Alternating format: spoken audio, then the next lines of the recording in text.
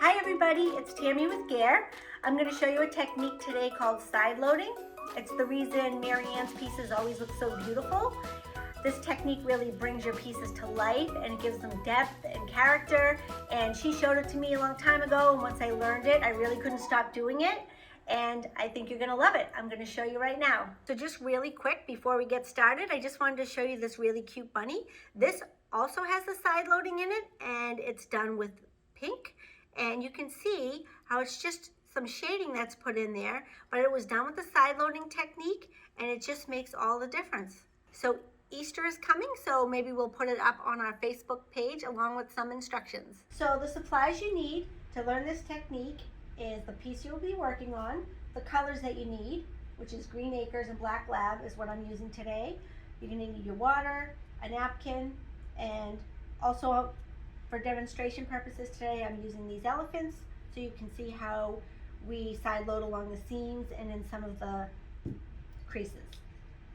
So I'm just going to dip my brush in and I'm going to dab it. You don't want to wipe all the water off because you want to have some water on your brush, but not too much. You don't want it dripping, so you're just going to dab it, and then you're going to slide your brush along the paint. So you want to have some paint on the edge of your brush on one side and water on the other.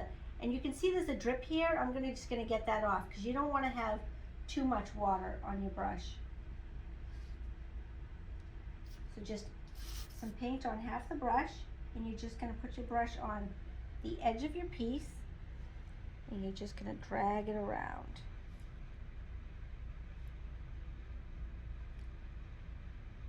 And you can go back in and get some more paint to turn your piece. Usually I turn my piece as I work.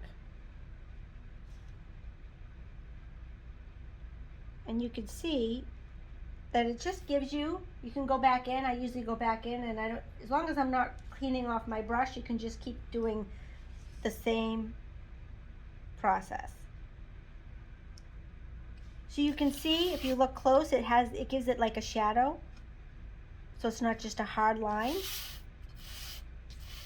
If you look at the pieces that we do here at Gare, a lot of the reason that they look really beautiful is because we use this side loading technique a lot on all of our pieces. Okay, so before we get started, just to let you know, this elephant has 2 coats of Tin Man on it. Okay, so now I'm going to show you how to side load some of the seams and the creases in this elephant.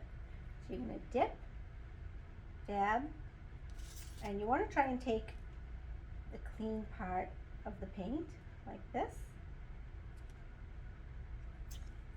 And you can see the seam here. And I'm just going to go nice and slow. And I'm going to run my brush up the seam.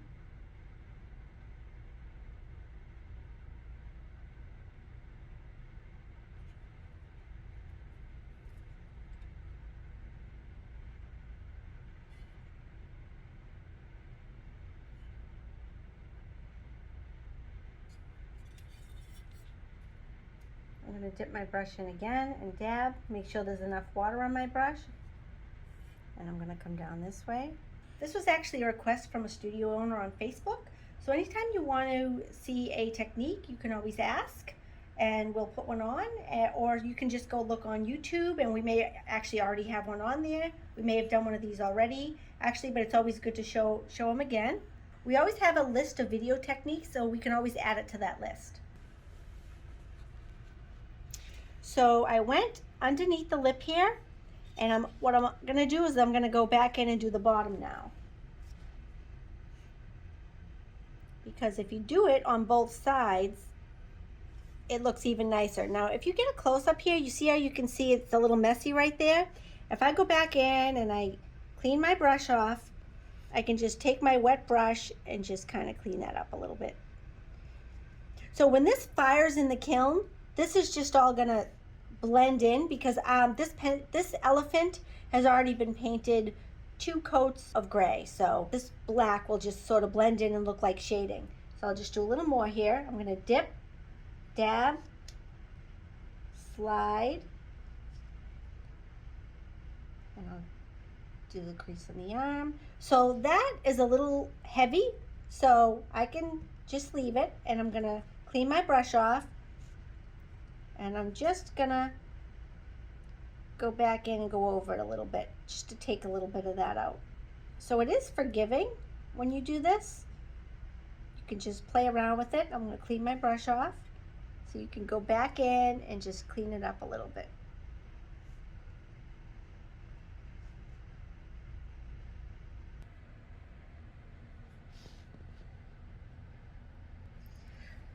So it looks like it isn't going to come out nice, but it is. You just gotta trust it. Again, practice with this. Maybe practice on a piece, an old piece or something that you don't care that much about, just so you can kind of get the hang of it a bit. I'm going to do the ear.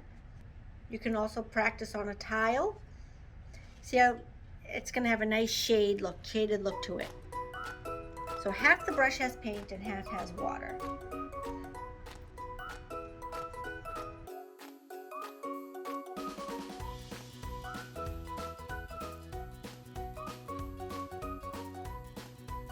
So it was super easy. Thanks for watching, and I'll see you in my next video.